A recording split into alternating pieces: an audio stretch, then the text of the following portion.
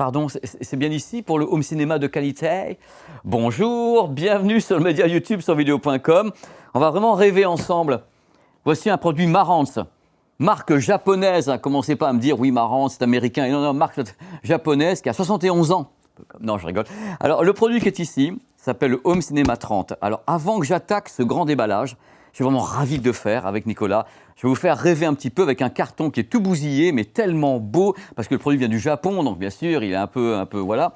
Regardez un petit peu cette valse de logo absolument incroyable qui vous donne une idée du produit dont on va parler dans cette vidéo. Regardez, ça ne fait pas rêver. Vous avez IMAX, Dolby, Oro, tout est là. Vous avez plein de choses, 8K même, 8K marqué. Donc c'est parti, on va le grand déballer ensemble, enfin grand déballer. On va faire un clap aussi parce qu'il fait plus de 16 ou 20 kilos ce bestiau et là on n'en peut plus quoi. Donc on va faire un truc, on va faire un clap et puis après il sera sur la table. Et vous allez voir comment il est beau en plus avec un hublot comme ça, façon commandant Cousteau. Allez hop, c'est parti. Allez hop.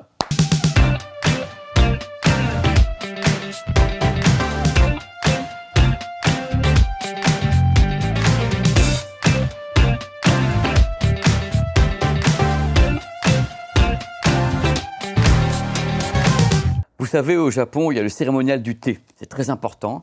Il y a également le cérémonial de l'autocollant. Voilà, alors vous allez voir, parce que vraiment, j'aimerais que vous découvriez ce produit, même si vous l'avez vu sur la miniature, à quel point ce produit est beau. C'est rien de le dire, c'est une véritable merveille. Regardez un petit peu cette bestiole incroyable. Marantz, Cinéma 30. Alors là, déjà, ce que je peux vous dire, c'est qu'il y a ce qui est parfaitement iconique chez Marantz, le hublot qui est ici, qui est uniquement sur les produits très haut de gamme. On va entrer justement à l'intérieur du produit. Vous allez voir à quel point... Ah, j'ai envie de vous dire un truc, parce que, en effet, même moi qui suis quelqu'un qui écoute les produits, en général, quand on parle de home cinéma, parce que je ne vous ai pas dit, oui, c'est un ampli home cinéma, le mec il fait le grand déballage comme il peut, Alain Pro. Donc c'est un produit home cinéma Marantz. Et en général, quand on pense home cinéma, sachant que Denon et Marantz, c'est entre guillemets frères et frères, les gens quelquefois vont plus vers Denon parce qu'ils disent voilà, Denon c'est quelquefois un peu plus dynamique, ça remue un peu plus les enceintes. Marantz a la réputation d'être plutôt une marque qui est haute fidélité, high-end, avoir des produits peut-être un peu plus doux en effet et moins dynamiques que Denon. Et peut-être que Marantz, à un moment donné, on va peut-être se réveiller un peu, balancer aussi la sauce sur les amplis Marantz sans pour autant dénaturer le son. Mais là, en effet, le Home Cinéma 30 rajoute quelque chose que peut-être d'autres n'avaient pas, dans le sens où la réputation est d'être un son home cinéma qui n'est pas aussi violent que peut l'être la marque Denon. C'est la même maison, hein. Vous achetez un ou l'autre, vous ferez plaisir à la même personne, c'est ça qui est beau. Donc on va entrer, vous voyez, si vous saviez ce que je vois là ici, si vous saviez, allez justement, on y va. Figurez-vous que ce grand déballage tombe à pic. Il tombe à pic parce qu'en même temps, sur le média YouTube, sur vidéo.com et sur le site en général, c'est le mois du home cinéma. Bon, là, on attaque un petit peu un mois du home cinéma avec un tarif olé olé. Vous me connaissez. Au début, il faut quand même que je positionne un petit peu la bestiole. Vous voyez un peu l'engin, fabriqué au Japon et tout qui va bien. Ça s'appelle Marantz. Le hublot, c'est du haut de gamme. Bon, c'est un haut de gamme qui coûte 4 500 €. Mais c'est quoi exactement ? D'abord, quand vous allez voir tout à l'heure la qualité de la fabrication, ce qu'il y a à l'arrière ici, la connectique, les possibilités, vous direz, ok, c'est 4 500 €, mais bon sang, quelque part, on sait ce qu'on a pour ce prix-là. Alors pour débuter, il s'agit d'un ampli home cinéma de très haute volée, avec une alim surdimensionnée, avec surtout une très grosse puissance, et capable de gober la plupart des signaux home cinéma, ou bien stéréo, ou bien ARS, tout ce que vous voulez. Tout peut être digéré par le produit avec en plus un étage de sortie de délirant. C'est délirant, on peut alimenter un projecteur en RVB et tout. Il y a vraiment de tout à bord. On passera justement ça au crible tout à l'heure. D'abord, pour vous faire rêver un petit peu, il faut parler de quelque chose qui s'appelle la puissance de la bête. Et là, croyez-moi, la puissance se pèse aussi. C'est pour ça qu'on s'est mis à deux pour poser le produit par terre. Parce que tout seul, je pouvais pas grand déballer tout seul. Petit bonhomme, frêle quand même. Alors la puissance, c'est carrément 11 canaux de 140 watts. De 140 watts, hein, pas 240. Je vais le refaire, 11 canaux d'une puissance de 140 watts. C'est la puissance de la bestiole, comme ça. En plus, on peut servir de cet ampli, donc Marantz Cinéma 30, comme préampli. C'est-à-dire que vous avez des sorties à l'arrière pour brancher des amplis en plus. Si vous le souhaitez, il peut jouer le rôle d'ampli intégré avec tout dedans ou bien de préampli. Grosse puissance et surtout grosse capacité de compréhension de tous les signaux du home cinéma. Ça, c'est important, il y a tout le monde à bord. Quel que soit le signal home cinéma que vous allez balancer dans la bestiole, elle va dire « Hey, moi, je sais ce que c'est. Moi, je peux comprendre. » Là, bien sûr, tous les Dolby, Dolby Digital, Dolby 3 HD, Dolby Atmos, tout est pris avec un niveau pas possible. DTS, tous les DTS, avec bien sûr DTS HD, DTS X Pro et autres. Également compatibilité avec l'Euro 3D, enfin, Euro, A-U-R-O, c'est pas Euro, c'est Euro 3D.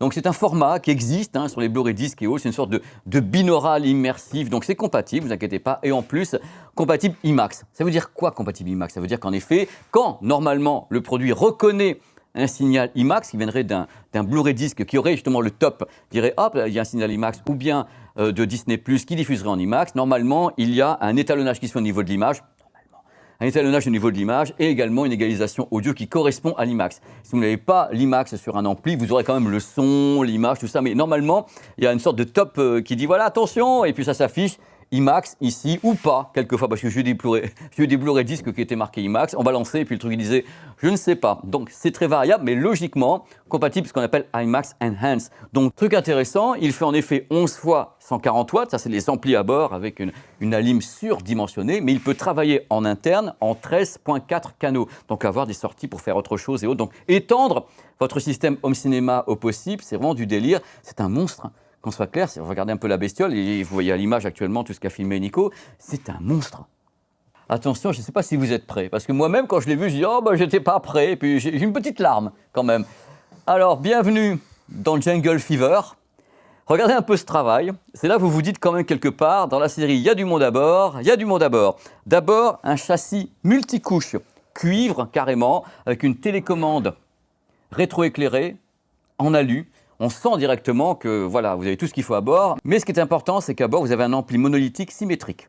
Donc voilà, vous avez vraiment quelque chose de très très bien fait au niveau de l'architecture du produit, avec en même temps une connectique gigantesque sur laquelle on va revenir. Mais ce n'est pas tout, messieurs, dames. Comme vous le voyez, il y a de l'entrée. Ça veut dire quoi? Ça veut dire que vous allez avoir des signaux numériques qui vont se pointer et des signaux analogiques. Mais tout ça va être digéré à l'intérieur par un cerveau, convertisseur et tout, il y a plein de trucs à bord. Il faut savoir que le processeur s'appelle le DSP Shark de Analog Device, associé à des convertisseurs sabres. Alors les convertisseurs, c'est numérique analogique, analogique numérique à bord, qui bossent en 32 bits, rien que ça, donc vraiment une très grosse architecture numérique sur le produit, parce qu'en effet, le produit est censé travailler avec différents types de signaux et assurer, bien sûr, la meilleure restitution finale, donc bien sûr, besoin d'un gros cerveau pour travailler, en effet, les signaux qu'ils soient stéréo, classiques, stéréo ARS, avec en effet des signaux qui peuvent arriver en 24 bits, 32 bits et autres, et travailler en même temps les formats sonores qui vont se pointer directement d'un lecteur de Blu-ray disque ou bien de streaming et autres, donc tout va être digéré et optimisé. C'est un truc que fait ce produit. Il ne le fait pas tout seul. Regardez un petit peu, avec tout ce qu'il y a derrière, vous pensez bien que quand on installe ça dans sa pièce, on ne sait pas trop où on en est, et lui aussi. Parce que le problème de tous ces produits, c'est quand on les installe chez soi, ils ne savent pas où ils sont. Et ils sont paumés, ils sont là comme des caliméros avec la coquille comme ça, en disant « Mais où je suis? Où exactement? Dans quelle pièce on m'a mis? Dans quelle pièce du château ?» Parce que vu le tarif.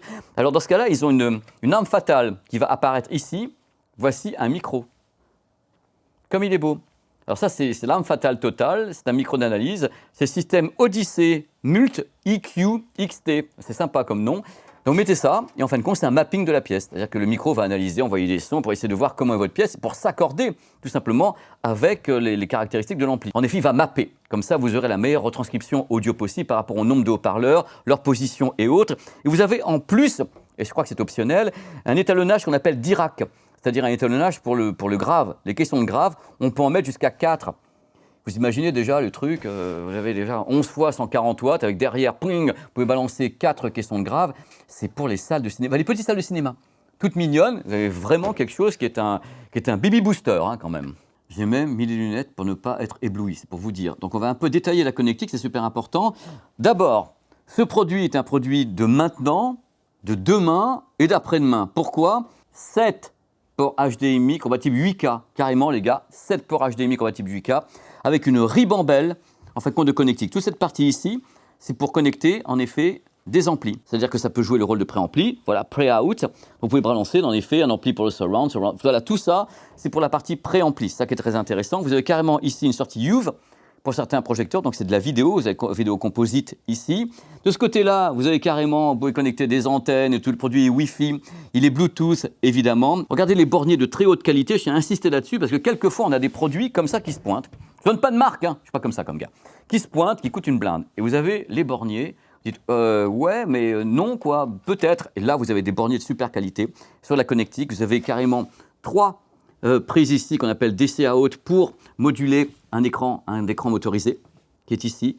Vous avez entrée phono, carrément. Vous avez vraiment tout sur le produit. Et ce qui est intéressant également, la mise en réseau est bien sûr super facile, hein, puisqu'il y a ici le port Ethernet. Le produit est compatible EOS, logiquement, l'écosystème donc Denon, Marantz, EOS, pour avoir comme ça du multi-room à volonté. AirPlay 2, Spotify Connect, assistant vocal Google, Alexa. On peut également gérer l'Apple HomePod avec. C'est vraiment la bête de compétition. C'est vraiment un truc qui fait rêver parce qu'on n'a pas affaire uniquement à un ampli audio-vidéo super puissant, c'est une véritable cité numérique. C'est-à-dire quand on achète ça, on a quelque chose qui vous part pendant très longtemps de toutes les évolutions. C'est-à-dire que bien sûr, en plus il peut se mettre à jour, hein, because ici avec le port Ethernet, et Dieu sait que ces amplis se mettent vraiment à jour. Personnellement, moi, je suis équipé d'un ampli audio-vidéo de ce type-là. Il y a au moins une mise à jour par mois, la nuit, entre 2-3 heures du matin, où tout se coupe, et là il est là, je me mets à jour, je me mets à jour. Ben, c'est la même chose, ça va très très vite, et vous avez tous les types de compatibilité possibles et imaginables. Je reviens sur le logo tout à l'heure, parce qu'on est parlé de l'Euro 3D, parce que ça fait vraiment sport, c'est Euro 3D. C'est un format qu'on trouve sur certains Blu-ray disques qui n'est pas vraiment le plus connu, mais qui fonctionne pas mal. On enregistre dans une sorte de cage avec des micros, c'est une sorte de binaural, j'avais fait un papier là-dessus déjà. C'est intéressant, mais bien sûr, c'est le Dolby Atmos et le DTS-X qui sont les plus utilisés actuellement, ainsi que tout ce qui est relatif à l'IMAX, mais qui est plutôt une sorte de norme qui est digérée également par le produit. Vous voyez un petit peu la connectique, c'est juste du délire. Donc on a affaire à un produit extrêmement complet qui est très, très impressionnant, sachant qu'en plus, on peut le calibrer correctement avec le micro, donc Odyssey, qui est propre à Denon et à Marantz. Donc on a quelque chose qui me laisse sans voix quelque part. C'est de la puissance, il y a tout. Il y a tout pour travailler correctement. Par contre, je ne vous cache pas, messieurs, dames, j'en enlève les lunettes de honte, que le tarif, il va avec. Mais là, il va avec. Je ne suis pas en train de vous dire, tiens, le truc, oui, regardez, mais non, mais vous savez ce que vous avez. C'est en français ça. Mais vous savez ce que vous avez. Voilà. Ça m'a fait super plaisir de faire ce grand déballage. Je rappelle que les grands déballages ne sont pas des tests. C'est ce moment où on déballe un produit devant vous. On vous fait rêver. Et je vous donne un petit peu les caractéristiques, tout ça, du produit. Et là, en plus, c'est le mois du home cinéma qui attaque avec un produit pareil. Moi, je suis fou de joie de présenter ce Cinéma 30 de Marantz, qui en effet va peut-être briser l'adage des produits Marantz, quelquefois home cinéma, qui manque peut-être un petit peu de oulala. Ça manque un petit peu de quelquefois. J'entends. Ça manque un petit peu quelquefois de pêche. Et là, ils disent, ouais, celui-ci, accrochez-vous, vous allez en perdre au moins. Merci beaucoup et merci à Nicolas d'avoir filmé ce grand déballage qui va me laisser rêveur pendant plusieurs soirées. Voilà, je te veux, mais je t'aurai pas. Allez, ciao, ciao, à bientôt.